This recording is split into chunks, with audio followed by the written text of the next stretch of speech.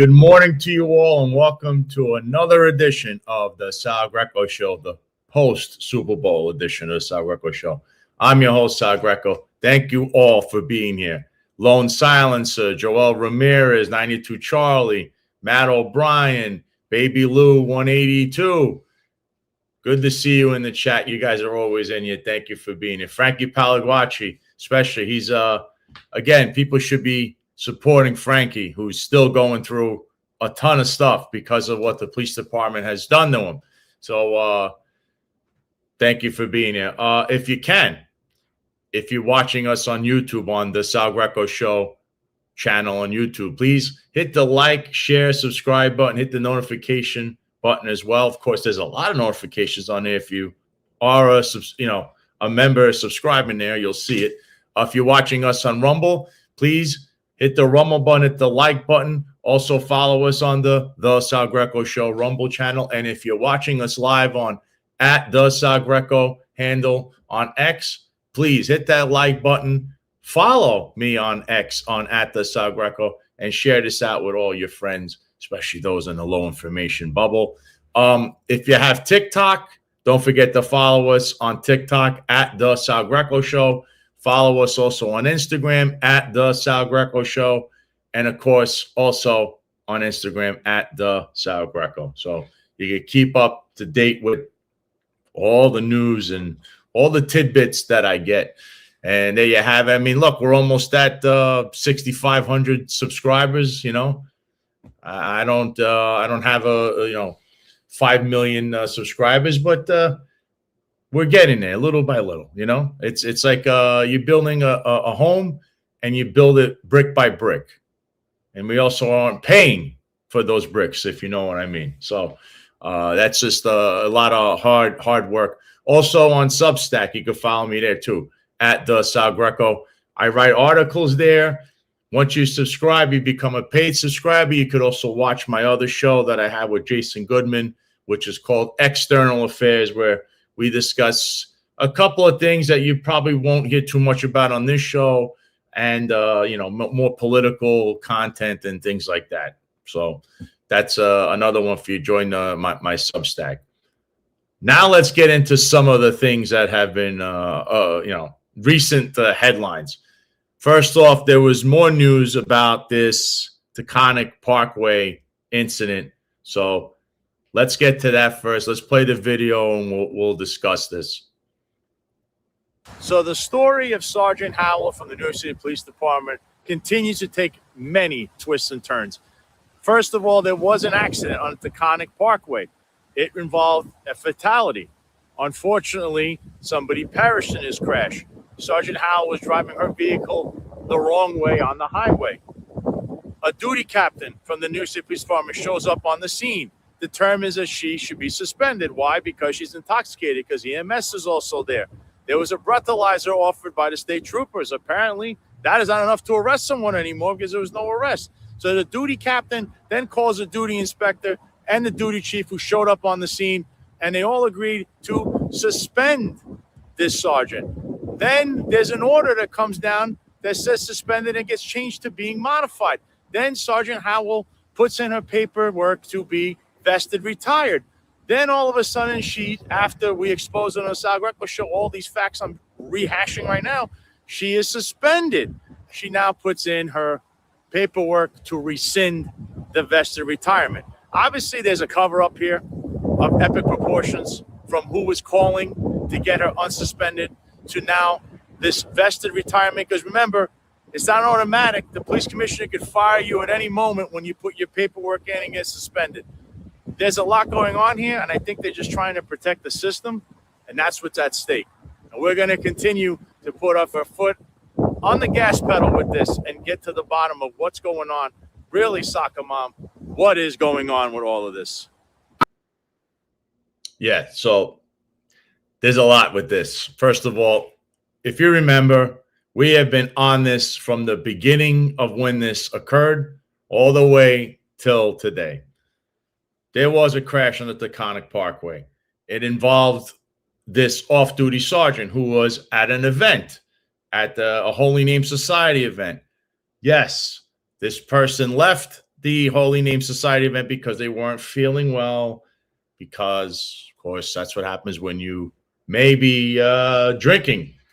So they get in the vehicle and unfortunately end up on the Taconic Parkway, driving northbound in a southbound lane and collide with another vehicle. Unfortunately, the person they collided with perished. It's a 61-year-old doorman. Okay, these are pictures of said incident.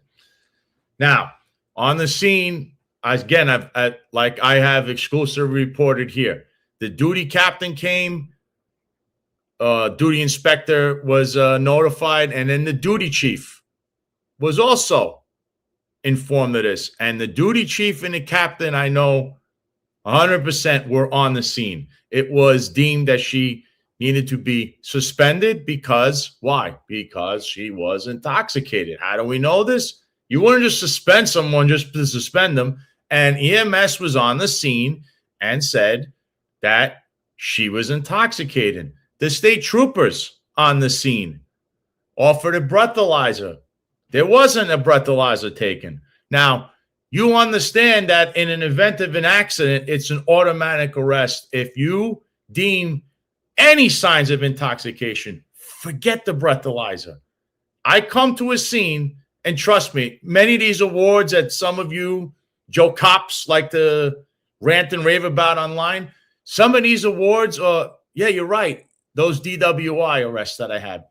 You come to an accident, and I personally don't have any accident DWI arrests, but I had to show up to the scene and do the whole breathalyzer, offer them a breathalyzer. You go to the scene, if you see or any kind of signs of intoxication, vis-a-vis bloodshot, watery eyes, a strong odor of alcoholic beverage emitting from their breath, slurred speech, they come out of the vehicle, unsteady gait, that's enough for an arrest. And in the case of an accident, it's an automatic. There is no, well, better judgment, maybe I'll give them a break. There is none. Do you understand that? I'm trying to, some people, Joe Cop has a thick skull, and I know they want to jump on top of the bench and tell all the other cops around them that's the law. I'm just telling you how the law is. So she was suspended, taken to the hospital due to toxicology test, right? Now, here's the problem. The gap, the time gap, we don't know how long this took. Obviously, if you do things in the standard time would be 2 hours from the arrest. But, of course, there was no arrest here. So now we don't know how long this took to take this test, because the toxicology report could show 5 hours after this incident, you have a lower blood alcohol content in your body. That's a whole separate, that's going to be a whole legal argument down the road. Now, the state troopers that were on the scene, there was no arrest. Why? Oh, by the way, there were phone calls left and right from all kinds of people, including allegedly Chief LePetri himself or someone in his stratosphere from that office, which is how the order came down, first suspended, then modified, which I don't know how many times that's happened in the past. Modified 2 days later, not even 2 days later, like less than 48 hours later, there's a rush for this sergeant to now put in her paperwork to vest out. Remember, she has 18 years on, not 20. So you can vest out. You get about 30 to 40% of your pension. You keep it the whole 9 yards. No matter what happens, you would keep your vested pension, right? But then I exclusively reported all the stuff I just told you now, who was on the scene, what happened. And then all of a sudden, a week and a half later, they finally suspend this sergeant, which was the original order. And then a couple of days later, she pulls the paperwork for the vested retirement. Now, there's a lot to be asked amongst, people with what's going on here. But the police commissioner, the SOCOMOM, always has the right and the final say on whether you, A, get the right to get your vested retirement, and B, suspend you and ultimately just say, yeah, I'm going to fire you, because you wouldn't even be worthy of a department trial if you vest out. They'll just have a sham trial and just say guilty, and it's over because you're no longer a member of the police department. And you get fired regardless. So was this sergeant notified of this? Were they told to come back and take the vested paperwork out? Was this the advice given? I don't know who this person is even listening to, but to put your papers in and pull it while you get suspended, just a reminder, if there is a criminal trial and you either plead to anything, it's obviously in the range of a felony. If you're convicted of a felony, you don't have a pension. They will take that from you, especially since the 20-year mark is 2 years away. How quick would a trial and all of that take place? So, again, this is all in a 2-year window. You could say they're trying to do favors. I don't really know. No one's asked the soccer mom what's going on with this. No one's asking the police department. Why is all of this occurring for this one individual? Whereas, you know, many other police officers have fallen under the same category. They've had DWI dust-ups. Maybe they just crashed their vehicle, and they've suffered. They've gone through the entire procedure the way I'm telling you. You would get suspended. You would have to be brought to a department trial, probably face a criminal trial. You would plead whatever it is there, and then from there they would take action in department trial, and then they go from there. Whether you get dirty in a year, you have to do probation, you have to be tested all the time to see if you are intoxicated at any moment. All these things they have, right? That's what they would do. That's another thing. When they find stuff like this out, they take you to what's called a farm, or they start randomly showing up to your home, internal affairs, and give you breathalyzers to see if you've been drinking. So that's a whole nother story. I know that for a fact. So is that what's going on here? We don't know because there's pure silence from the police department. And again, the Joe Coppers that are talking about, benefit of the doubt and all this nonsense, and you know damn well that this doesn't fall in the procedure. They're bending and ripping and shredding rules for just this one person and for this entire and I think what's really at stake here is the system, the phone calls made, why someone goes from modified to suspended, from suspended to modified, back to suspended. How did that all occur and why? Because that's highly unusual. If not, when is the last time we can recall that that's actually happened? So that was the latest on the Taconic Parkway tragedy that seems to have, it's just spinning into all kinds of avenues, different avenues, and we have no answers from the soccer mom. So obviously now I want to get to, there's a dinner coming up here next month, the Italian-American Civil Rights League. And I like for any of you that are out there in the Italian-American community, you can join iacrl.org. Click on that. Go to Florida. The Florida chapter's kicking off. If you live down here in Florida, we're going to have a dinner on March 11th at Casa Calabria. I happen to be there this weekend. It was a great time over there. Casa Calabria, you could come, and we're going to honor, of course, Roger Stone, who's getting I believe it's a Man of the Year award, or it's something. It's going to be an award named for Roger Stone. So we're going to honor Roger Stone. Yes, he is Sicilian, for people that want to know or ask. So there is a Florida chapter kickoff. You go to that link, you become a member, and then you can buy your ticket and join us. And trust me, it's going to be a grand old time. There's going to be a lot that's going to happen in the future in regards to the Italian-American Civil Rights League. So iacrl.org. And now, if you go on your search engines and you look and you type something, I'm sure you're looking at something that's biased. So why not try Free Spoke? I know you surf the internet and you search for things on a search engine and you don't get what you're looking for. Well, I have a solution for you, and that's Free Spoke. Free Spoke is a search engine that does everything without all the restrictions and all the censorship, and there's no porn ads. Free Spoke is about authenticity rather than agendas. labels media bias, no intrusions or data leaks, no porn ads, like I said, unlimited, unbiased AI, also deep dive podcasting. You can look it up. Go to freespoke.app.link/Greco. Download the app. You could also use the same link to get 35% off the premium subscription, which would be well worth it. Try it out. freespoke.app.link/Greco. Folks, and Greco 35, you get 35% discount on your Free Spoke subscription. I do see comments in here. I don't know what the blood alcohol content for that sergeant was. The people that are going to know is her lawyer. That's what's going to know exactly what's going on. But I can tell you, this is a mess behind the scenes. You know, Hunter NY1 says she was a 0.20, which is crazy. Blood alcohol content from what someone said on the other live stream before.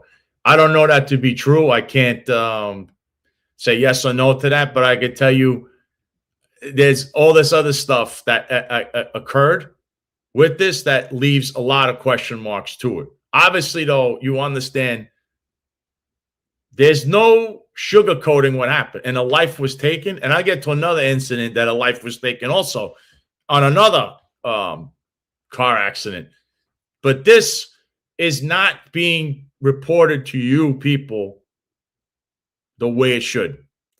And I did also see we were mentioned in an article as well with the Yonkers Times. Shout out to Dan Murphy, who actually credited the Sal Greco Show on all these facts that are, hanging in the wind. Nobody, New York Times, all these people don't want to say, hey, that's what's happening. But that's what's happening on that. And it's a serious thing to cover something like this up, just so you know, whether it's the police department or anywhere. You have to understand when there's a life taken, it needs to be taken serious.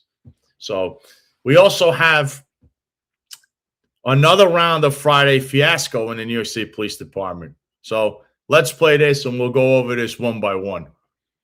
In the latest round of NYPD Friday fiasco, the soccer mom had a meeting with everyone the day prior. She is stating that SRG has to be disbanded by order of the mayor. Mayor Mamdani is big on this disbanding SRG, so it will now become what I had stated. The precinct cops who don't have the training to go to these protests and do disorder control will now be showing up to these protests. We're going to have a personnel issue in New York City when it comes to the NYPD, and we're going to have a fiscal problem in training all these cops. That's what the mayor wants. It's his demand. The khaki pants, they're gone. They're going to be wearing blue pants like everyone else. Discretionary promotions, they're going to be held back until at least the end of the summer, apparently, judging by what happened the other day at the meeting. Now, this Captain Guzman from the 110 precinct, who seems to be fraternizing with female subordinates all the time, he just got caught doing it again. Or someone's vehicle that they were in had a tracker on an AVO, and they found that the vehicle was going to one of their residences. Therefore, they administratively transferred them. I thought there was a suspension. I thought fraternizing wasn't allowed in New York City Police Department. I guess I was wrong. Last but not least, we had the criminal trial of Sergeant Duran, who, if you remember, threw a water cooler to stop a suspect that they believed was involved in a drug transaction on a moped or a scooter, and unfortunately he had a fatal crash. He was found guilty of manslaughter at a bench trial. I don't know why he would do that and not go to a jury trial. The New York City Police Department does not train their officers at the police academy or in their curriculum to throw water coolers or tackle suspects off of a moped or a scooter if they're fleeing. Follow your training. Make sure you do it, because the courts and the public, that's what they want. So we'll break this down into three parts here. First part is this, obviously, yes, I mentioned the khaki pants, the CRT team, John Shell's Cowboys, whatever you want to call those guys. They're going to be returning to regular uniform, blue pants. That's one of the things that the soccer mom mentioned herself at this meeting the other day. The SRG thing. Now, you understand I've been saying this over and over and over again. If you disband SRG, there is no one else in this NYPD anywhere that they're trained to do exactly what they do. By the city charter, they're designed to do what they're doing because you need a disorder control unit in the New York City Police Department. Therefore, disbanding them and not having any plan whatsoever behind it is asinine. Why? Because you're going to have personnel problem, because now there's going to be cops shipped all over the place to either A, receive that training because they don't have that training, and B, they're going to be sent to the training, and then there's details because there's protests every single day in New York City. It's one of the number one things as far as an agenda in the police department is how do we cover all these protests? That's what SRG does. It's almost one of their number one functions is disorder control. SRG, whether you like them or not, serve a purpose, and their purpose is disorder control. They also man the long guns. Are you going to put long guns in every vehicle? Is that the next thing? You're going to put long guns in the vehicle? Cops aren't even trained for this. You're going to train cops to now learn how to use that? See, these are things they're not even thinking. And fiscally, what does this cost to train and retrain cops to do everything SRG does and more, while also keeping public safety where it is? We can't have it go out of control, but we don't have the personnel to handle this because now there's going to be cops getting trained to do all this stuff while not being in the precinct where they work. And then they're going to be sent out to do the protests. Now, you want to backfill with these SRG guys, you're going to put them back in the precinct. What is that going to do? They're going to be sent out all over the place from the precinct. It makes no logical sense fiscally or public safety wise. It still doesn't. But it's something Mayor Mamdani is like hell-bent on is changing SRG, disbanding the whole thing. I don't know if there's a promise, whatever it is behind the scenes. And the soccer mom is actually, hi, soccer mom, I know you watched the show, using exactly what I'm saying to tell the mayor and his staff it can't work. It's not going to work because of what I'm saying. Forget about any other argument you want to make. It fiscally and personnel-wise doesn't make sense, and it's going to jeopardize the public safety because doing this, and there's absolutely no plan to back this up. The only other logical thing that would make sense is from SRG, you call them something else, but you can't get rid of that unit. It's just not going to happen. It's not feasible. But it's continued. It's a hot topic behind the scenes, just so you understand. This guy wants SRG done with, but there's no plan into how to replace it, what to do going forward, and what do we do with all these cops that are not trained to do it and trained to do disorder control. It makes no real sense. Right here, BSKI 824 says, question, whatever happened to Borough Task Force? Are they gone? That's what SRG was. That's what it was. It was the task force. You could go back to that, but even then, now you need personnel to put each borough having their own task force. You have to rearrange all of that. So you're back to square one. It's what I'm telling you. SRG is everywhere. It's already set up that way. Why do you want to change it to something else and repurpose them and then train other cops to do what they did? It's just, you see, I'm starting to go in a la-la land with this, but because it doesn't make sense. So the second incident, Mr. Captain Guzman, right? And he has this wonderful incident where they tracked him yet again. He was either in a vehicle that had an AVL, which is a tracker. It's the black box. And they tracked him down with this female subordinate yet again. And they administratively transferred them. Now, administratively transferred, why isn't that a suspension? Well, in IEB, they're fraternizing all over the place right from the very top. They're fraternizing the chief of department's office right from the very top. What's the soccer mom doing? I thought she has a handle on things. So this captain, just so you know, had a similar incident in the 109 precinct. He had what back then was a lieutenant, and he has an issue. He was involved in another fiasco with another female subordinate. So he apparently never get, because I guess he knew the right people, and he didn't get in as much trouble as he should be getting into now. And he has a repeated pattern of said fraternizing. And the reason they don't let you fraternize is because of this kind of stuff. If you don't hold your own people accountable, you're going to have absolute chaos. Just the way it works. You don't want to hold the head of internal affairs accountable. You don't want to hold his executive accountable. And it's just trickling down all over the place. So the soccer mom does not have a grip in the New York City Police Department. And that's why she is the soccer mom, because she doesn't understand the police culture. And there's going to be some wild cowboys like this captain, who's, as someone saying in the comments, Captain Predator, a young Jeffrey Madry, Johnny Drama too. You realize that the allegations here is that they're in a, consensual relationship, I guess, and they're extracurricular activities while on duty. This was on duty, folks, that he decided to go with this female subordinate to wherever it was that they went to. So, and it's not his first rodeo with that. So, again, you got predators lingering around the police department who fail upwards too, from lieutenant to captain. So he's failing upwards. No one's ever held accountable. Is anyone ever held accountable in this police department? I don't know. I never see it. I just see that everyone, if you know the right people, you get away with whatever you want. This should have been taken care of as a lieutenant.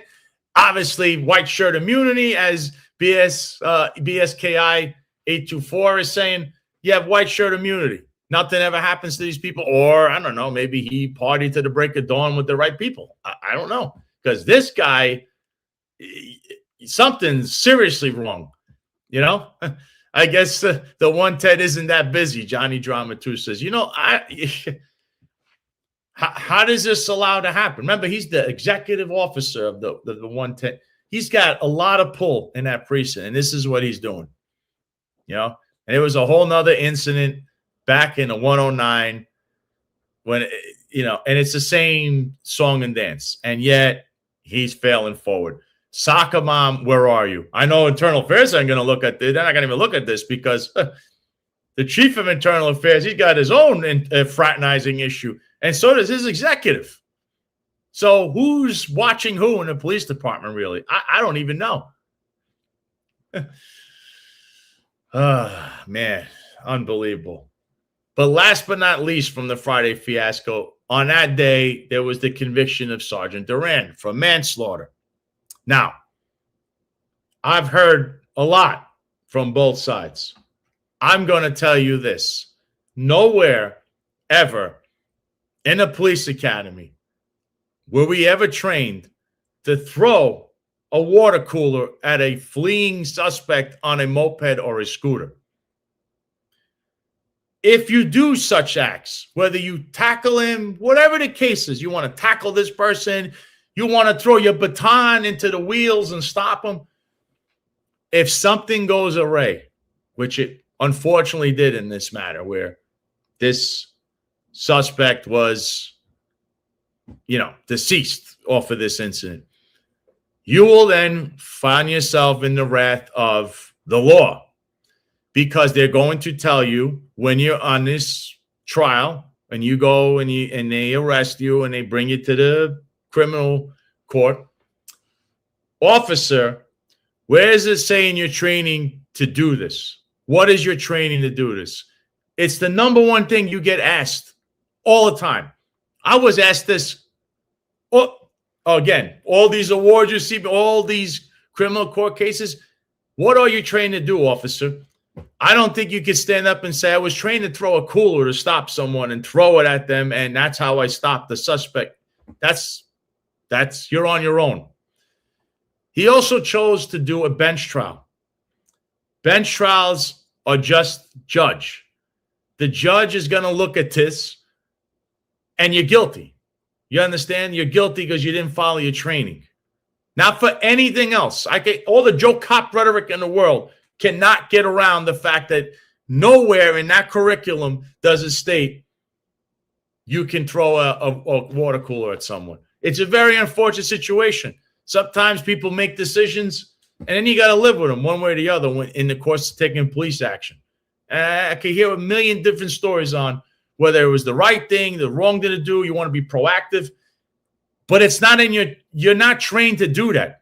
If you ran up to this person and did a MMA move, something Boss Rutan taught you. You know, Boss Rutan was a big MMA guy. He's always on commentating.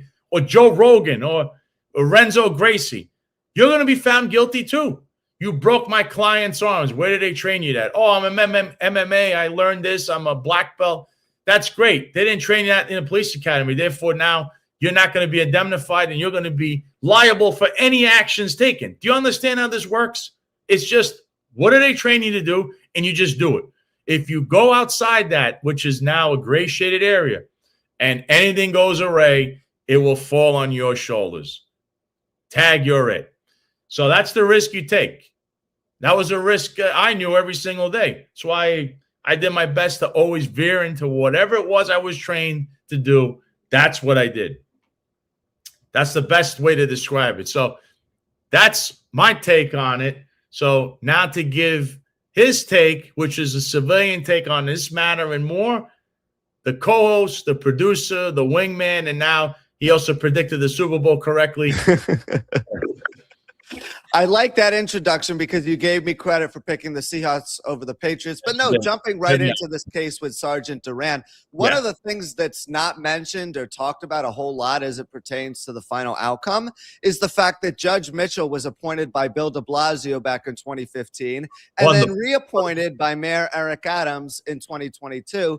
And he's always kind of accentuated this very liberal agenda that goes against the cops and favors the citizens. But I'm part of the vocal minority who actually supports Sergeant Duran for throwing the cooler, because if he didn't do so, the people he was working with and private citizens could have gotten hurt, because as I understand it, it was a drug dealer who was driving away on a moped, and he got away from an undercover detective we had recently made a deal with. So this was a very violent, dangerous individual. Unfortunately, it ended in a fatality, and as such, we're going to heavily criticize and scrutinize every decision that he made throughout that sequence. But it's hard to blame him in the heat of the moment when he's trying to apprehend an individual who's very violent and was in the middle of committing a crime. I say here, Stay Trained Up says Duran didn't understand the gram factors. The severity of the crime didn't meet the UOF standards, which is use of force. Now, again, use of force. You have to remember this, the escalation, how do you apply use of force? And again, they don't train you to pick up any item and just chuck it at someone because they're fleeing. That's why there's cameras. That's why you have backup. That's why you have a radio. And I'm sure Mr. Duran knew this. I don't know. Things happen in the heat of the moment, and he made this decision. I mean, Eric Sanders says here, you're legally correct straight from the New York City subway system. I just finished in criminal court, Kings County. I'm telling you, they're going to, in that trial, what they did is all they have to go back to is say, Sergeant Duran, anywhere in your training state that you can throw a cooler at someone to stop a fleeing suspect. The NYPD is not trained to do that. Oh, I understand they don't train you to do that. But my thing, Sal, is in the heat of the moment, life or death type of scenario. I know it might not fit a life or death scenario on paper because he wasn't in danger of being killed. But in the heat of the moment, you're trying to stop someone. You're doing anything you possibly can.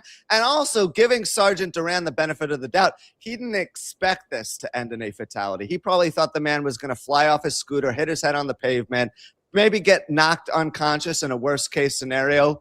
But he didn't expect the person to die. So it's very hard to blame him still when you think about it this way. And I mean, look at what Union President Vincent Vallong said about the matter as well. Verdicts such as this send a message to hardworking cops who use force to defend themselves or others," he added. "We vigorously maintain Sergeant Duran's innocence." So, a lot of people within the police force are going to look at this as Duran being used as a political pawn. And I would kind of agree with them simply because, again, he was doing what he could to apprehend the person, and he didn't know it was going to result in a death. It's just a very sad set of circumstances. Well, listen, nobody's saying he woke up and intended to do that. Yeah. I'm not saying that either. What I'm saying is you're responsible for the actions you take. And when you take them, you're going to have to go back and articulate how you took them and why, and where is your training for this. I keep going back to this. Nobody's going to care. This works in Joe Copland. It doesn't work in a criminal trial. It doesn't. I've been there. It doesn't work. Yeah. A cop and feelings are what gets them in trouble. I mean, Eric Sanders is telling you that.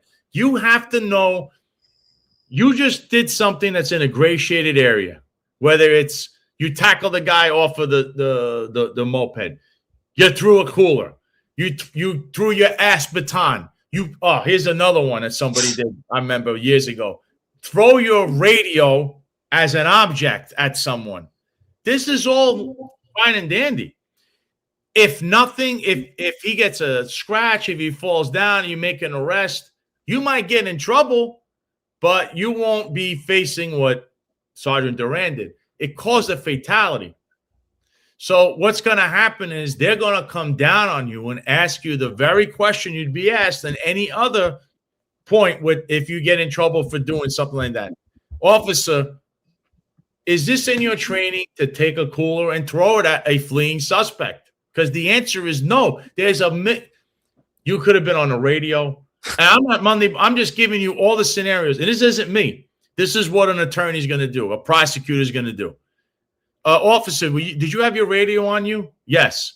Why don't you pick that up and call back up and help and tell them we have a fleeing suspect going northbound, southbound you understand how it just gets worse by the moment. The more I'm giving you, this is legal. This isn't about Joe Cop's feelings. Legally, he is wrong because there is nowhere to run by saying he's justified. You're not justified because it's not anywhere trained by police academy. It's not trained by the police academy, not in the curriculum to do that.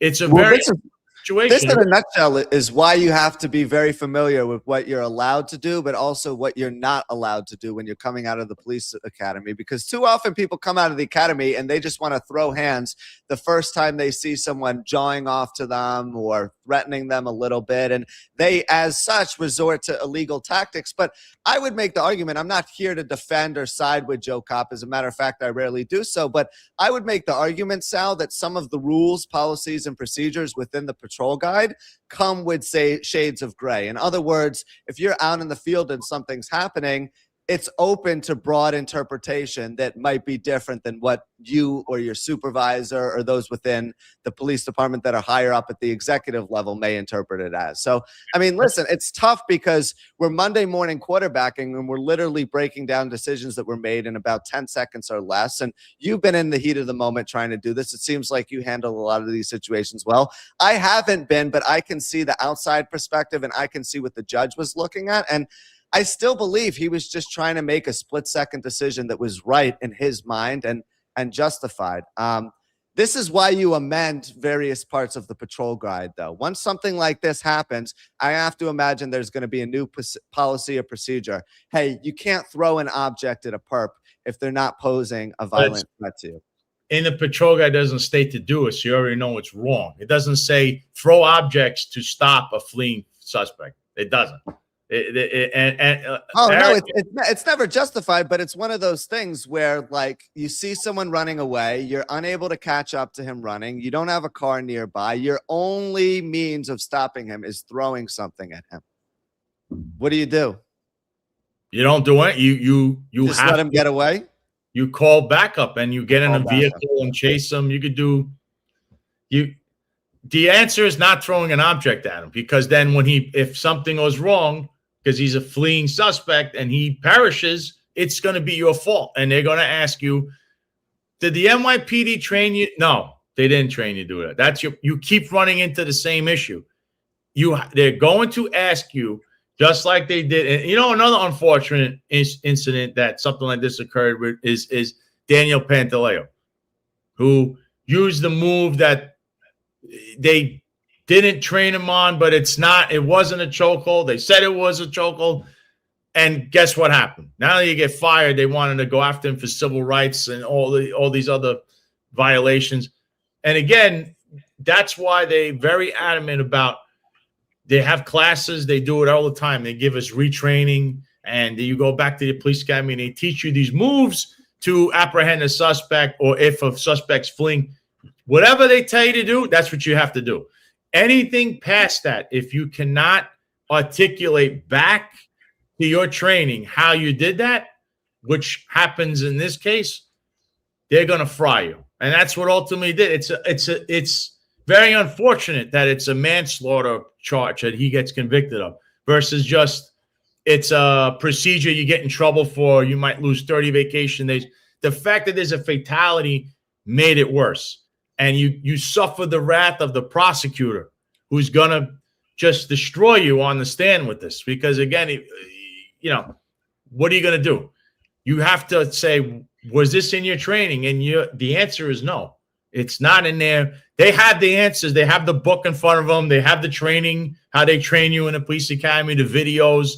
I remember them even they change a procedure on not having your knee on a suspect's back.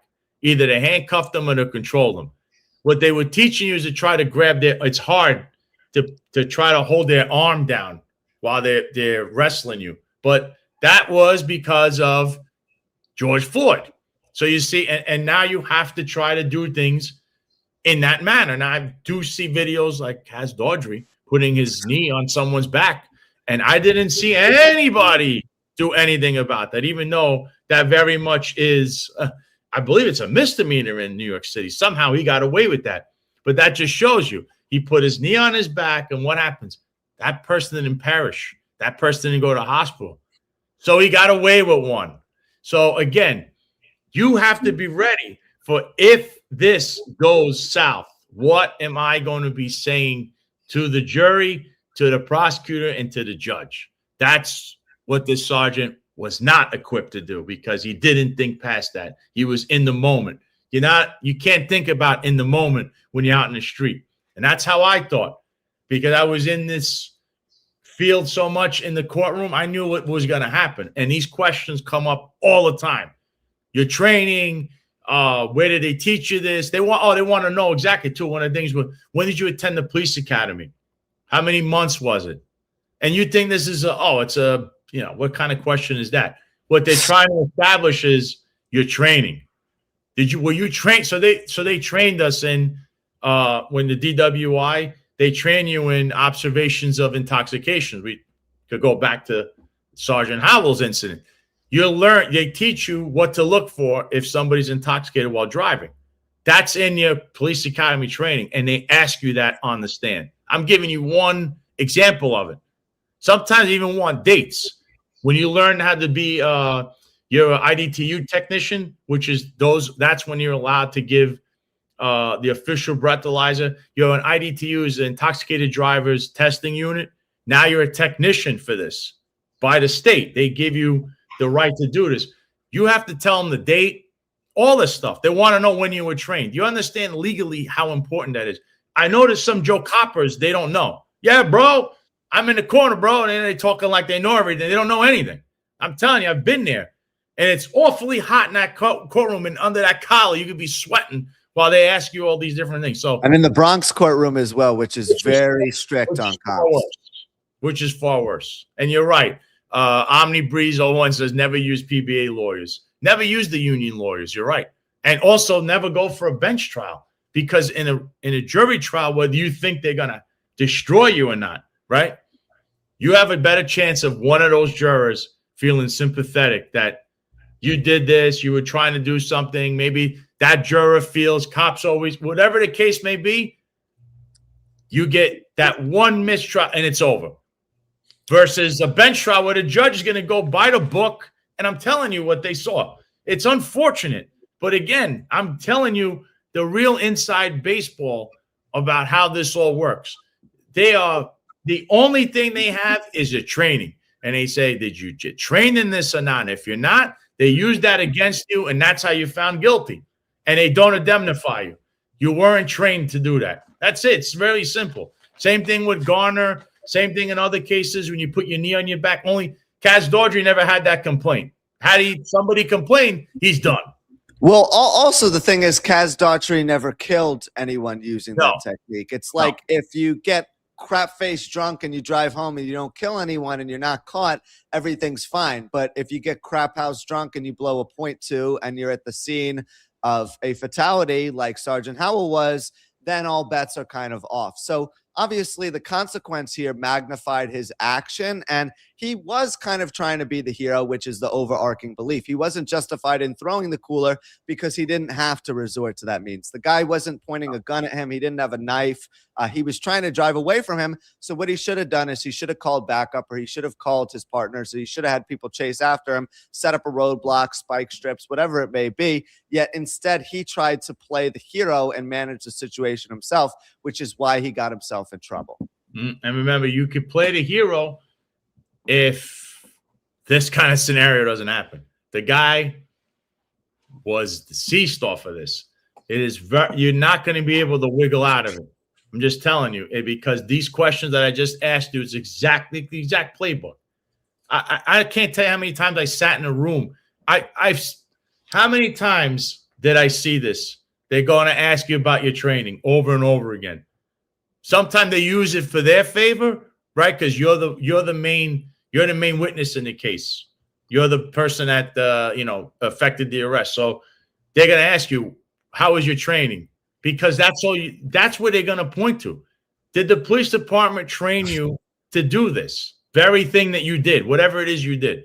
Because if they didn't, you're in trouble. Now, let's say you use a move that you're taught, and I understand someone in the comments said, they're not going to, first of all, training 40,000 cops in person for every little thing. They show you these videos for a reason. They want you to see the videos and you'll know what to do. So you got to be using those moves. But they do have the training for a day or two. You come to a refresher in your police academy.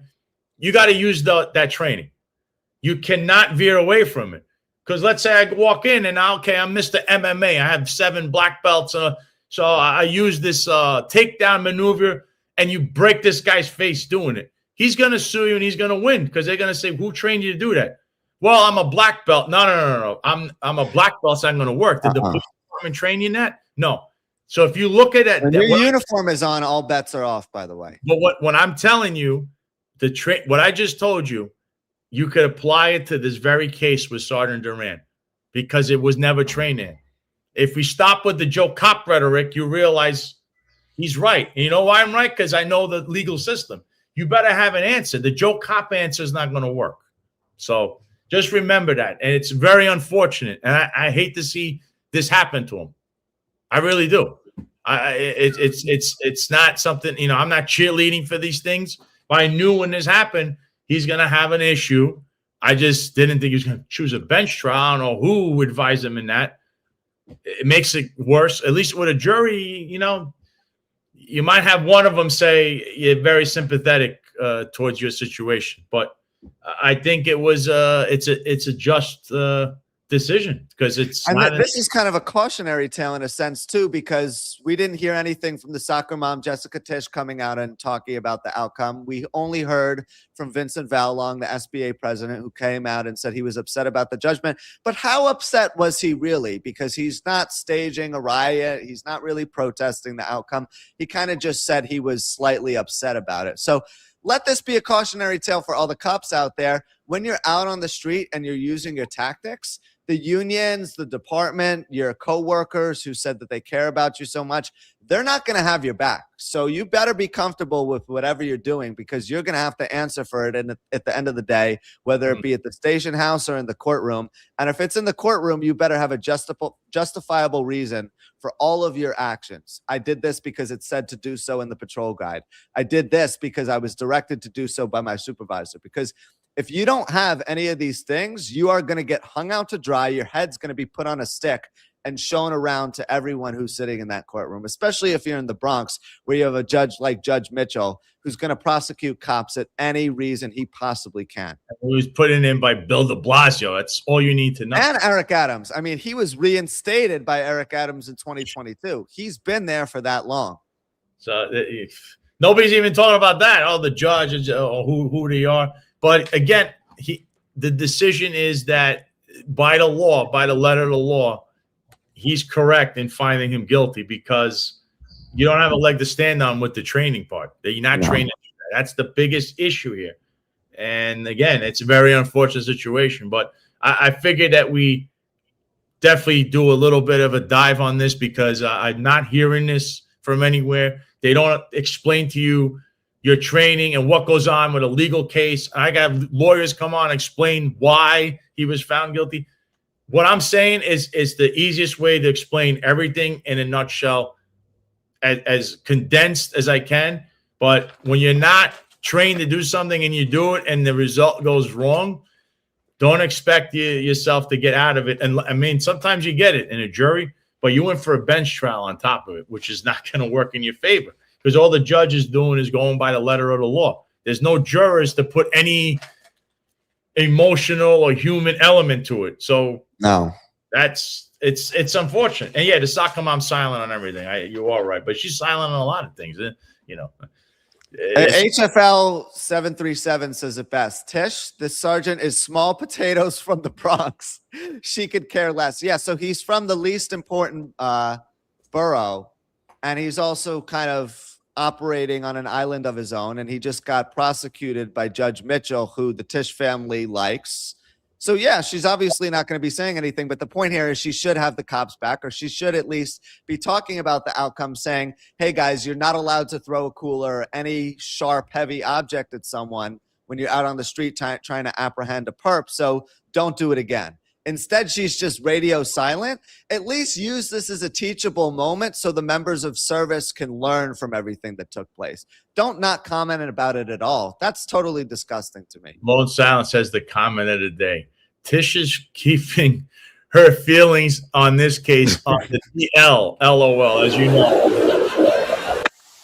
She loves being at the DL, especially with the chief of department, Michael LePetri. Wonder what's going on there and why he was so handsy with everyone. And we still have silence from the soccer mom and all that fraternizing going on in the police department. I guess we have a few things with the mayor, right? The mayor, what did he do with the snow thing? And then there's the city looks like a garbage disaster. There's garbage everywhere in the city, you know. So I mean, look at this. I mean, it's everywhere with this guy. He's clearly, I don't know who's advising him. Look at that. Where is all this snow? He is the king. Baby Lou 182 is a word salad master. He is the king of the word salad. I have anointed him as the king of the word salad. We don't have any specifics. You never get a direct answer, as we've unveiled numerous times here, Jack. This guy is the king of the word salad. What did he do this weekend? Yeah, so Mayor Mamdani failed to recruit enough people to go shovel snow on the streets of New York City. He didn't get enough volunteers. So as a result, all of those images that you just saw of buses being buried with chunks of ice like it's the Titanic trying to get through the South Atlantic, or the snow plow that's picking up huge piles of snow to bring to who knows where. That's all because of Mamdani, because he failed to prepare for this winter storm. And really, this was his first big test as mayor. And he didn't order enough snow plows. He didn't order enough trash removal. He didn't get enough people to shovel the snow. He didn't do nearly a good enough job both with homeless outreach and also trying to get mentally ill people off the street as well, because they're the most susceptible and in danger when it gets cold outside. They can get frostbite. They can freeze to death, as 13 of them, 15 of them now, because the count was just updated 2 minutes ago, did. So it's really a disastrous beginning to Mamdani's tenure. And in the midst of all of this nonsense, he has the nerve to create a 2029 super PAC fundraising committee for his next campaign. I mean, if he wanted to be a permanent campaigner, he should just start a political consulting firm. He shouldn't be the mayor of New York City. He's clearly not interested in doing any of the tasks related to governance, and he's unsuited and unfit for the position. It's totally disastrous on every single level with him at the helm. Yeah, this one I do see. Sloan Silencer says, I don't think Adams ever did as bad with a storm as Mamdani did on his first one. I'll tell you this, though. They're talking about all these homeless people that ended up, they found they would perish. You need to look back at Eric Adams' record, because there were plenty of homeless people perishing in the freezing weather and in the snow under Eric Adams. It seems to be a systematic, it's a system problem who's in charge. It's not that guy in particular, this one in particular. And I'm sure de Blasio's record was atrocious as well. So before we go and say, go back and look at the history. Now, the snow thing, though, people are also upset, Jack, when Gracie Mansion is beautifully plowed and the rest of the city looks like and I understand Hunter NY was saying that if it's under 32 degrees or whatever, usually the snow melts.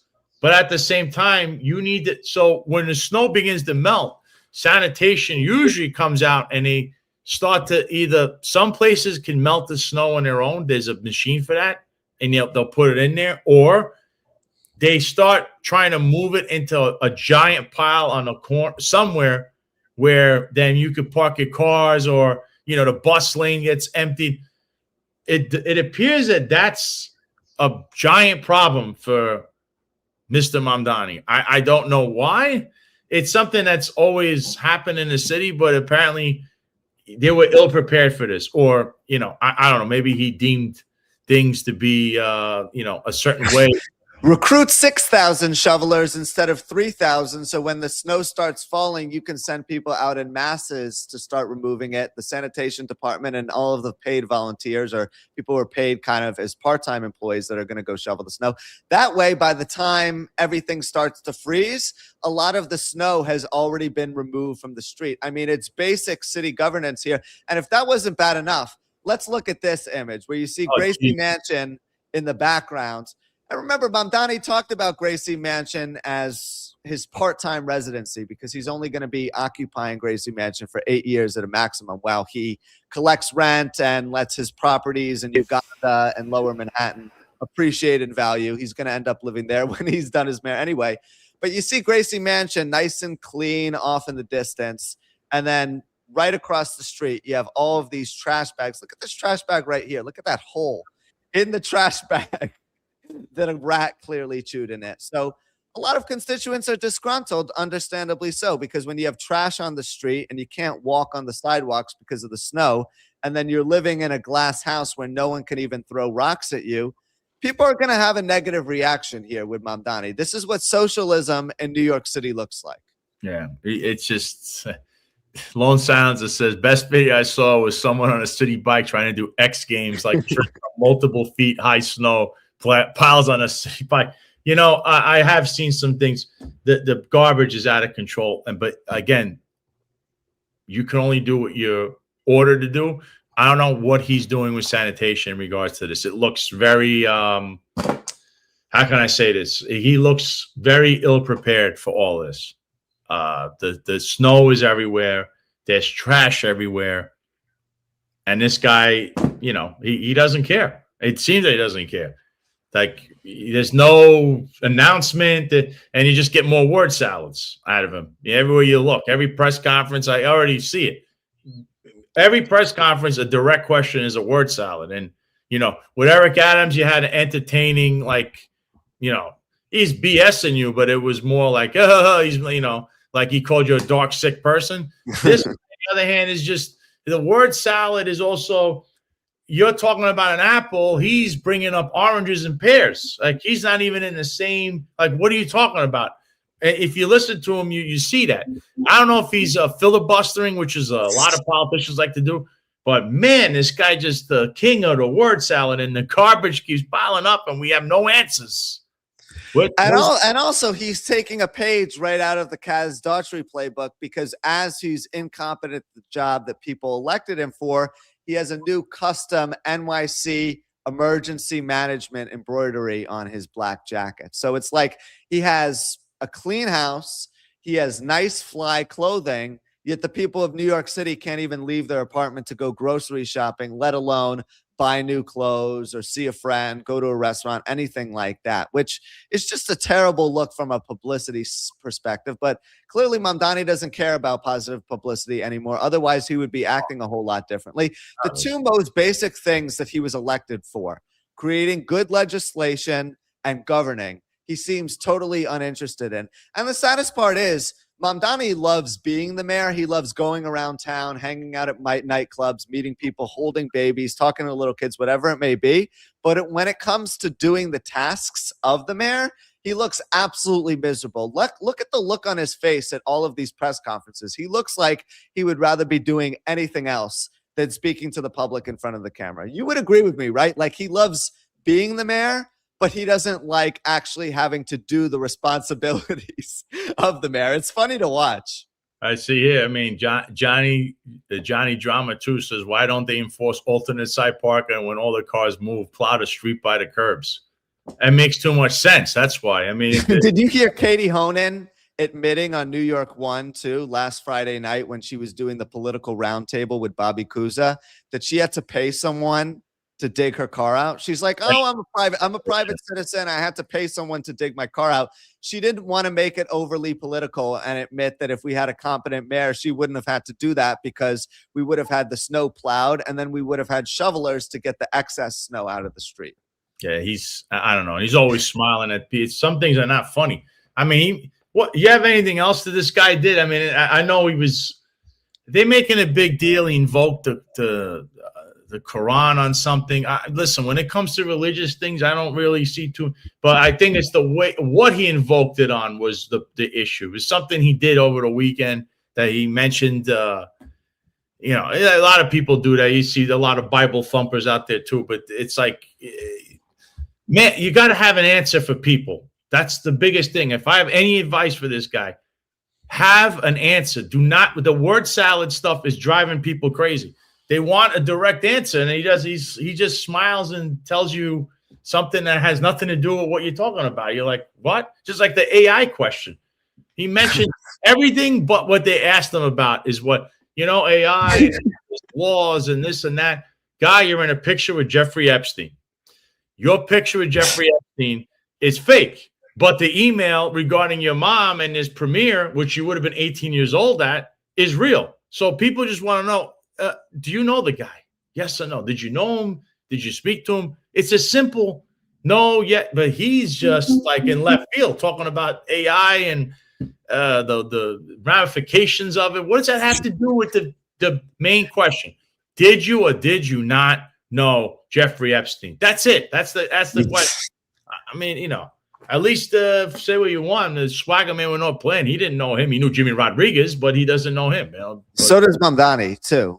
Yeah, Mamdani has a good relationship with Jimmy Rodriguez. It's only going to be a matter of time until his food trucks are right in front of Gracie Mansion. But the old adage about a baby needing to be able to crawl before it can walk and subsequently run, that's true with Mamdani. Before you start talking about AI data centers, prove that you can shovel snow and have the city actually properly cleaned after a snowstorm. It's like you're failing in the most basic things that I don't want to hear your opinion on AI data centers or what's happening in Venezuela or what's taking place in the Middle East. Like, you're not allowed to talk about any of these issues until you master basic governance. That's going to be my new rule with Zohran Mamdani, because I've had enough. It's like he bites off way more than he can chew with everything. Look in the comment. Johnny Drama too says, I was walking the other day and corners are still covered in ice and you can't cross the street from a lot of corners still. What is he doing? These are things that get the guys out there. It's real simple. Whoever's running these things is, I don't know, asleep, hanging out. Maybe they watch the Super Bowl. Get your guys out there. Nobody, I don't know.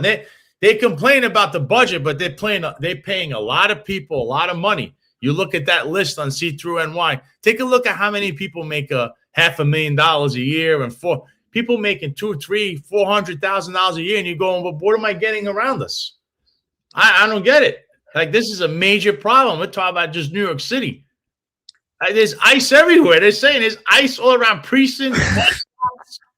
What are we doing in New York? What are you doing? You're the mayor. You're not like social media campaigning guy. You got to delegate power. You do this, you do this, you do that. And then if that doesn't work, you're going to pick up the phone or go see them. Didn't I tell you to do X, Y, and Z? And they have to have a response. Like, these people depend on you, not the other way around. I mean, geez. And another rule on that too, and then we'll move on. You can't take a break in managing snow removal to go speak out about what's taking place in the Middle East. Like, you have to focus on one task until it's completed. Then you can move on to the next one. He seems to think that he can focus on one task, get it done 25% of the way, allow sanitation to take care of it. Then he moves on to the next thing. He advocates for some crazy cause that's about 10% of what's actually going to happen. Then he moves on to the next thing. Wash, rinse, and repeat. This guy has no ability to compartmentalize any of the tasks related to city government. And it's getting kind of sad to see, because he doesn't even know what he's doing on a day-to-day basis anymore, because he's getting pulled in so many different directions. Oh, we're going to make this new announcement about childcare.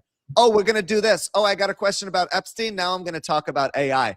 We've been telling you all along, he's an activist and an advocate wearing a politician's costume, and now you're seeing it for your own eyes. Yeah, I told you this was going to happen. He's learning on the job, which is a problem if you're the mayor. And look, I'm not the biggest fan of Eric Adams, but no. Adams was a politician, and he was a state senator. He actually showed up to work, and a Brooklyn borough president. So he kind of understood the political world before he became the mayor. Now, what he did, he was the biggest disgrace of all time as a mayor. The guy was corrupt, and you could say a lot of different things. But this guy, Eric also would delegate to who should do what, as you saw Kaz Dodry and other individuals. Who is this guy delegated what to? I don't even, like, what are they doing?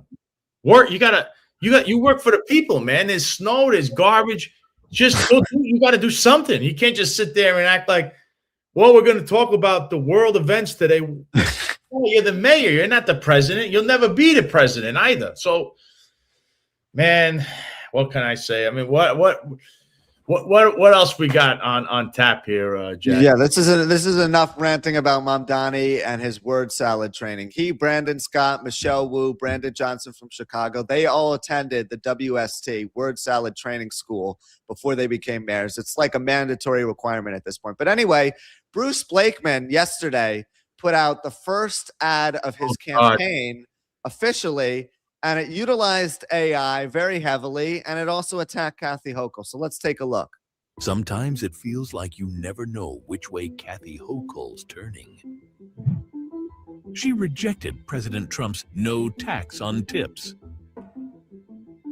Then, after pushback, suddenly proposed her own version of it. She raised over $8 billion in taxes on New Yorkers. Now, in an election year, she claims she won't raise taxes and won't support a tax on the rich. She defended her $15 congestion toll after pretending she was suspending it. It seems you never know which way Kathy Hochul's going to turn until you zoom out and see the truth. She's always turning far left, and New Yorkers pay the price for the chaos. Yeah. Interesting. He's got a point, but at the same time, he can't win. I'm being honest with you. Republican in the state cannot win. Bruce Blakeman is probably going to, it's going to end up like 60-40, something like that. 65-35. You are outnumbered. All of New York City, which are all Mamdani fans, are going to vote for her, which is all you need to really carry the whole state. Unless you lose all of Long Island, which won't happen because there's some in Long Island who also believe in Mamdani, even though he's not their mayor, and they're going to vote for her. I'm a Democrat. I don't pull away from that. I don't care if it doesn't work. You have a bunch of brainwashed people who hopefully just stay in New York, by the way, don't move, and you stay there, vote for this garbage all the time. She will win probably with the highest margin she's ever won. I think the first election she won, I forgot what the amount was, but she barely won the last time because that was actually a good campaign that she ran up against. But unfortunately, they never challenged any of the numbers or things that was going on. But that gap was really close. But I don't. And now I think it's widened again because New York is very far left. Lee Zeldin. It was for 53-46 or 53-47. It's going to be a lot. It's going to be a lot more lopsided this time around. And what a world we live in, right? Where Bruce Blakeman is campaigning against Kathy Hochul on raising taxes on the rich. That was something that Mamdani said he was definitely going to get Hochul to bend a knee on. He was definitely going to have her raise taxes on the rich. Don't worry about it. It's going to happen at some point. Now there's no way it's happening because Hochul's doubled down on not doing that. And Council Speaker Julie Menon said we're not going to pressure her to do so. But that was a really interesting ad in the sense that Blakeman's trying to sell people on Hochul's incompetency as opposed to trying to advertise himself as someone who's going to lower taxes and make New York State more affordable. He's very much so in attack mode. Can that change as election season progresses? Potentially, but that to a certain degree is acknowledgement that he's operating from behind here, because if he's operating from ahead, he has more so of a winning message. Here's what I'm going to offer. Here's what I'm going to do. Instead, he's saying the incumbent, the person who's been in power for the past 4 years, has been totally incompetent, and she's hurting the cost of living and the affordability crisis here. So you can't vote for her again. This is eerily similar in nature to Andrew Cuomo. The only difference is that Blakeman is not a disgraced former governor the way that Cuomo is. He's just a Nassau County executive who's going to have a tough time appealing to people outside of his Long Island region. So he's doing so by saying that I'm a lot different than the person who's in charge now. Interesting strategy in a lot of different ways. Also, the utilization of AI is getting more and more powerful, and we're going to see an increasingly large number of politicians resorting to this method to create advertisements. Those are all of my takeaways from his initial ad. Yeah, I mean, look, it's a nice ad. I mean, listen, we saw Brad Lander try these tactics. It won't work. Unfortunately, she's going to win with a hefty margin, and it's just that's New York State. I don't know. I don't know how else to tell people. It's like, people end up moving because they don't want to be in like a blue state, but it's never going to be even purple. You for a second thought you had that, and then you didn't. It's just as quick, as fast as you thought that is as fast as it changed. That's how New York is. That's what they call things a New York minute.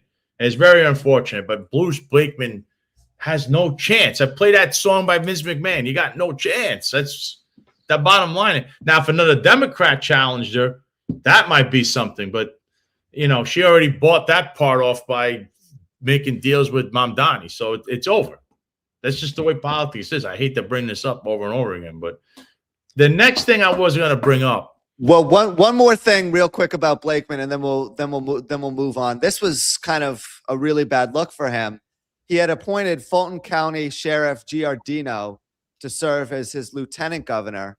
And for those of you who are unfamiliar with Giardino, he's from Fulton County, and he's kind of covered all of the bases and touched home plate in terms of serving as an elected official, because he's been the county sheriff, he's been the judge, and he's been the attorney general. But he's in a very Republican-heavy county in Fulton County where 17,000 of the 25,000 registered voters in his county are Republicans.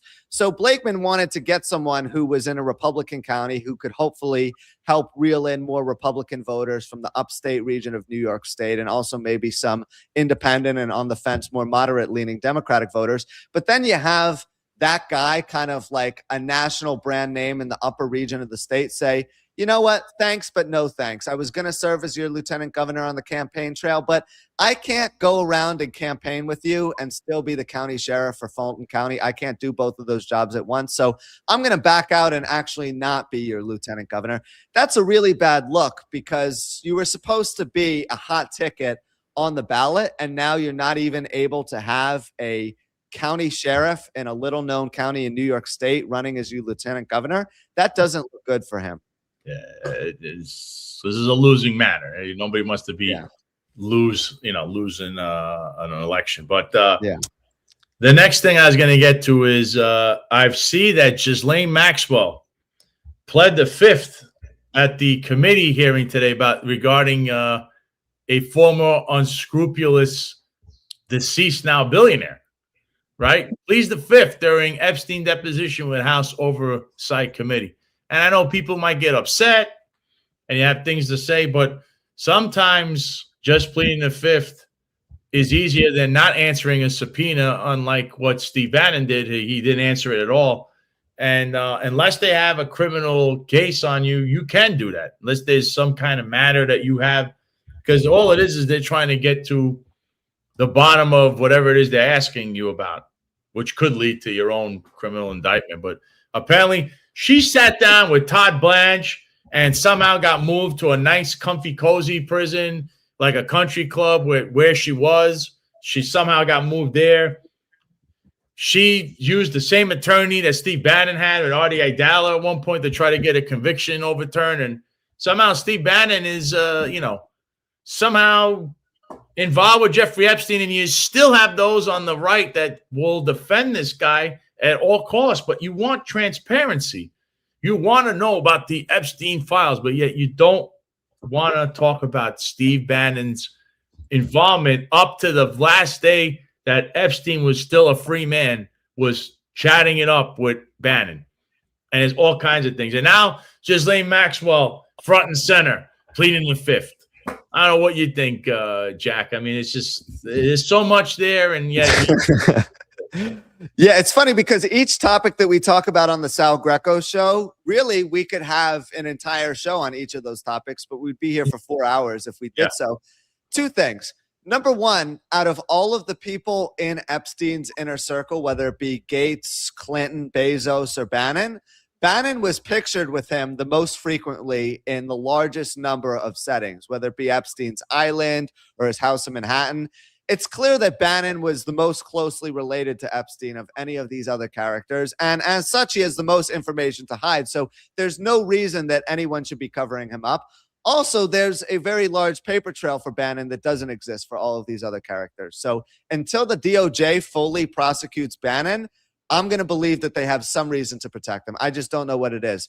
As it relates to Maxwell, though, she knows a lot of information that she's not talking about, and there's a lot of deals that it feels like are being sorted out behind closed doors. And this all traces back to the lack of transparency that we're getting relating to the Epstein files, because we're getting, emails here and there. There's more information being released over the past couple of weeks than there was over the months where they said they were going to give us the Epstein files immediately when Trump got back into office. But it's still not sufficient, because at the end of the day, the people who committed the most egregious crimes are not being brought to justice, and that's the biggest problem. Ghislaine Maxwell is going to get a get-out-of-jail-free card at some point in time, too, because she knows about people who are involved in the Epstein files that she's protecting right now and that everyone else has incentive to protect. So if they find a way to keep Maxwell quiet and she doesn't name these people, they will give her a get-out-of-jail-free card in exchange. I guarantee it. Isn't that amazing? That's what you're going to have? She's going to get the get-out-of-jail-free card, by the way. It's going to happen eventually. I'd put money down on it. I think it's a more likely outcome than the Seahawks beating the Patriots in the Super Bowl. Oh, I'll tell you.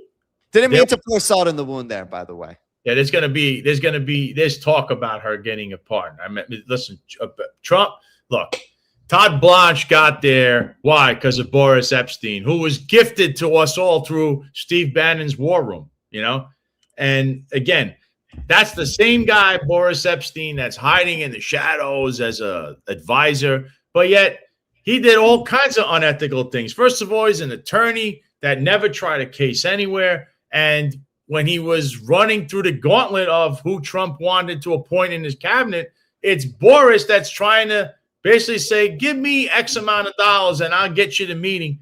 And the New York Times had this front and center. And they said, well, we'll put him in an investigation. You never heard anything again. Why? Because his friends are running the DOJ. Todd Blanche and Emil Bove were people that he put in there. He put them on Trump's legal team. Trump had Joe Tacopina. They didn't get along because Joe should have been the main lawyer. Apparently, Boris thought that Todd Blanche should be the top guy. So this is all one person who's, again, ties back to the same guy, Steve Bannon, who then ties into the other Epstein. There's Boris Epstein, and you got Jeffrey Epstein. And he's talking to him. He was apparently working for Trump while he's trying to find Jeffrey Epstein when he was in the cabinet, Steve Bannon. There's so many questions here, and you got very little answers. But many people, as I say, the Joe cops like to make the excuse for the NYPD people and all the cops in the world where they're allowed to commit all kinds of crimes. There's never anyone held accountable. You have the right wing, the low information base, this war room posse / MAGA running around making excuses for Steve Bannon. But they're screaming, Jack, we want transparency, Epstein files. We got to hold Trump's feet to the fire. Steve Bannon wants to run for president. He said it. He wants to surround ICE facilities or whatever. This guy, when are people going to wake up and realize that, Bannon's not in prison for a reason, and you start questioning why? And that's as far as I'll say on this show. When you need to realize, that's all.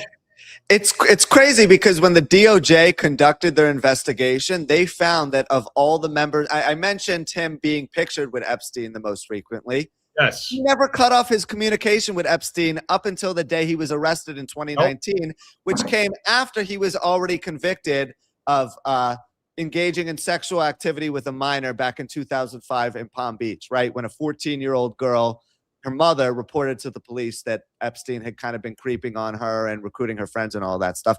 So Bannon knew about this, and he continued his communication with Epstein to the point that he was actually relying on Epstein between 2017 and 2019 for advice about spending within the European Union. How scary is that? You have one of the most egregious convicted pedophiles in the history of the world giving financial advice about managing the finances of another nation. And he's a convicted pedophile and someone who we don't really know what he does professionally. He embezzles funds for other people. He embezzles funds for himself, but he's kind of like a financial mastermind. So he's pulling all of the strings for Europe for 3 years straight, and Steve Bannon is taking advice from him. That has to be criminal as well. That's a part of the investigation that no one ever mentions, because a lot of people who are part of Epstein's inner circle, they were turned off by his behavior with young women and how he was acting creepy, but they were also turned off by his shady business proceedings. Bannon was neither. He knew about both of those things, and he kind of just brushed them under the rug and said, you know what? We have a strong relationship. I'm going to rely on you. You're going to rely on me no matter what. And he never discontinued it. So the fact that no one ever includes that in his egregious behavior is totally a mystery to me. It's confusing. Hunter NY1 says it best. Epstein was in pictures with Nick DiPaolo, Jackie Martland. Now the speculation begins with how many of them are involved with him. And this is basically what we're asking. And so many that I just, same thing with Dan Bongino. I'm a tough guy cop. You were the deputy director of the FBI, man. You said there was no there with Epstein, yet you made a killing talking about this guy on your show. I have sources. Those sources. I remember you could see the videos over and over again. And then he's the deputy director of the FBI, Jack, and then there's no there. He's on with Kash Patel. Another guy's unqualified to be the leader of the FBI. There's no there. I saw everything. There's nothing there. Really? Because there seems to be a lot that people asking a lot of questions, including one of your pals, Steve Bannon, all over those files. But no, don't ask questions. Shut up. For being a conservative, how conservative are you telling people to shut up? You don't want to hear anything. Sounds like you're more just one party. Right? One party behind everything. That's what this really looks like to me. Yeah, and it's like the one party where when people of someone's own party are found to be in the Epstein files, it's like they just cover it up. But the minute that someone from the opposing party is found to be in the Epstein files, you got to go get them. It doesn't work that way. Whoever is included in the Epstein files needs to be brought to justice. I don't care if it's Bill Clinton, Andrew Cuomo, Steve Bannon, what party they're affiliated with. There needs to be accountability. And the only thing that Democrats and Republicans can agree upon is that they're going to brush this under the rug when it suits their own purposes, and they're going to expose people when it suits their own purposes. It's kind of a sad collaboration amongst uniparty elites that's going unnoticed by the general public, except for when it's time to release the files. And look at this. Look at this email exchange that included Steve Bannon and Jeffrey Epstein. It has a name that's redacted. It's like we're seeing 75% of some of these photos or these images, but the most important detail is being totally excluded. And there's a reason why. They're trying to protect important people. Yeah, that's the bottom line with this. It's really unbelievable and uncanny. But I guess before we go, right, isn't there anything you wanted to address? I mean, I know it was a game yesterday and stuff. So, yeah, you know, it was a big game. I had predicted the Patriots would win a close one, and that was not the story. The Patriots were virtually – this was not the Tom Brady era Patriots or Bill Belichick. I don't know what happened. They didn't look like the Patriots because they got shellacked. And I mean shellacked is that defensively, the Seahawks destroyed the Patriots. There was nowhere for them to go. They finally scored a touchdown, and then it was a brutal fumble and a brutal fumble / interception that was the end of the game for the Patriots. Any chance they had was thrown away. What are your thoughts on that? The Seahawks were just much better as a team than the Patriots were this year. I think that the Patriots are eventually going to get back to being the Patriots of old, where they were winning Super Bowls and competing for them every single year. It's just this team expedited the process a little bit too soon. They weren't supposed to make it all the way to the Super Bowl in year 2 with Drake May and year 1 with Mike Vrabel, but this was a team that was kind of finding ways to win close games, and they rode that magic carpet all the way until the Super Bowl. Seattle's defense was just nasty. There was no way that Drake May and that very boring, bland offense was going to be able to have their way with the Seahawks defense. And the running game was absolutely terrible for New England. That was kind of the difference. Kenneth Walker, 135 yards on the ground for Seattle. And good for Sam Darnold. Nobody ever thought he was going to win a Super Bowl either, but he did just enough to win. Mike McDonald and the Seahawks coaching staff kind of hit him. They were very reliant on the run game, which was fantastic for most of the night, and that's how they were able to win. It was sad because this game, Sal, never really felt like it was close. Seahawks were up 9-0 at halftime. It was a very bland, boring first half where there were 7 punts. And it was a boring Super Bowl as a whole. I'm just hoping the next one is a little bit more competitive because the last one was very one-sided, but at least we saw a lot of offense from the Eagles. This one, we didn't really see a lot of scoring, it felt like, until the game was already over, right? The Seahawks got their first touchdown, then the Patriots got their first touchdown, then the Seahawks got another one, and at that point, it was 26-7. It wasn't really competitive anymore. So, I don't know. I'm hoping that eventually we get a more competitive Super Bowl because over the past couple of years, the games in the lead up to the Super Bowl have been a lot better than the big game itself. It was terrible. I'm going to be honest. I watched the game. What can I say? The Patriots got shellacked. It was boring, but clearly the Seahawks were better defensive team. They're just better. That was it. The better team won, and we'll see what happens next. Congratulations to the Seahawks. Once again, I was wrong in the Super Bowl, and I was wrong in the national championship game. But each game turned on a turnover. That turnover that May had killed their comeback. They could have came back. They were only down by 10 points. He threw an interception, and then in the other game, Ward threw that interception for the Hurricanes when they were charging. Not Ward. I mean, Ward, you wouldn't have expected to throw an interception. If Cam Ward was still the Hurricanes quarterback, they probably would have won that game. Yeah. But Carson Beck, I mean, it's imminent with that guy. It's only a matter of time. I was at the game where they played Louisville, and it's like, when's the 4th interception coming? He had already thrown 3 up until that point. Same thing with Indiana. Indiana had also missed a couple of easy picks that bounced off defenders' fingertips as well. So you knew a pick was coming at some point. Just unfortunate series of events yesterday for New England, but I have a feeling that they're going to be back. Good comment from HFL 737. Denver would have been in if Knicks didn't get hurt. Yeah, I totally agree. Denver was the team to beat, the number 1 seed this year. And if Knicks doesn't get hurt, they play slightly better in the snow game and perhaps beat New England, and they're in the Super Bowl. So it's an unfortunate series of events, but that's sometimes how the cookie crumbles in the postseason. Of course. Final comment here. Brooklyn, NYC. Brooklyn girl, NYC. I went to bed after the first boring game. Incredibly boring. a lot of people were saying that, but again, we'll see. Next year, listen, highlight starts on Friday night, so we'll have something to look forward to other than football. All right, so spring training 12 days away. Spring training is 12 days away. Congratulations to the Seahawks. You were the better team. We'll be back on Thursday, and we'll have, I think, that announcement I was gonna do today. We're gonna do it on Thursday. We're just everything nice. We're gonna wrap it up in a nice bow. So Thursday will be the day. Check us out at 11:05 a.m. If you can, IACRL.org to join the Italian American Civil Rights League. We're going to be having a big dinner March 11th. We'll be honoring Roger Stone, Casa Calabria. You could become a member and then come to the dinner, buy your ticket for the dinner. Also follow us, YouTube, Instagram, TikTok at The Sal Greco Show. You can follow me on X at The Sal Greco, also on Instagram at The Sal Greco, and check out all the latest, because you never know when I have a new tidbit of news for all of you. And also don't forget to follow me on Substack at The Sal Greco on there, where I do have another show that you could exclusively see if you become a paid subscriber. And I also write articles in details in regards to people like a Steve Bannon, who's a very, very bad guy. So Stinky Steve. So I hope everybody has a good rest of their day. I hope that, how can I say, people recover from their losses last night on the Super Bowl, including me, that I had a number that I missed by yet again one number.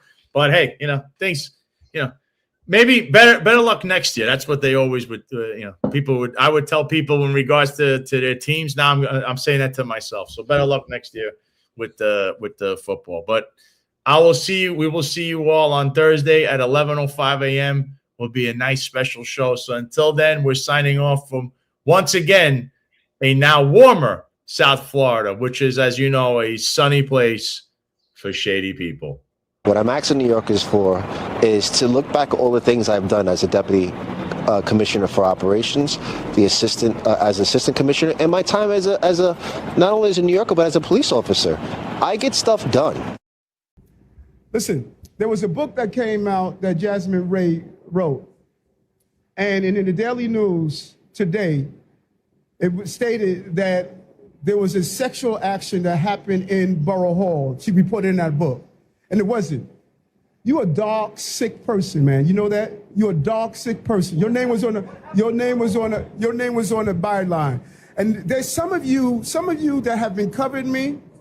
You guys could part. Let me do this. Y'all could depart. Y'all could depart.